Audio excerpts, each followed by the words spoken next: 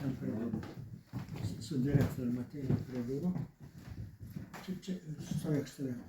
Kad net toks naglas buvo. Sėdi čia už stalo toks valdininkėlis, kalneriukas baltas, akiniukai, šypsiukas čia, popieriukus sklaida, į mus nežiūri, staigia pakelia akis. Ir man sako, tavo atvykimo tikslas man žinomas. Aš pagalvoju, gerai, kad žinomas, man reikės mažiau aiškinti.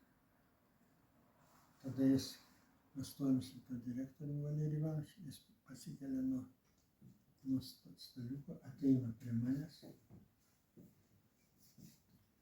žiūri akis. Pilieti Dichavičiau, tu tarybinis žmogus?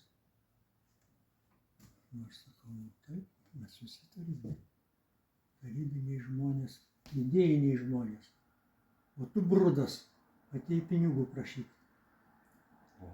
Mes tau padarėm pasaulinę šlovę, aš mačiau eilė stovi, 3 kvartalai Maskvoje stovi, 20 000 dėnoje.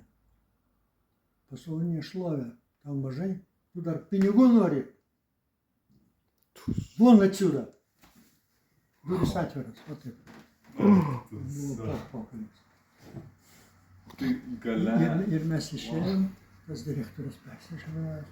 Sako, toliau yra tik Dievas, sako, o Dievo, kaip žinai, nėra, tarybų valdžioje nebuvo Dievo. Ir mes išėjom, ir jie man, kadangi aukščiausiam lygiai pasakė, kad nieko nemokėti, jie ant manęs uždirba kokį 1,5 milijonų. Aš nei centų negavau. Buvo taip. Tai čia dar ne viskas. Paskui aš jau irgi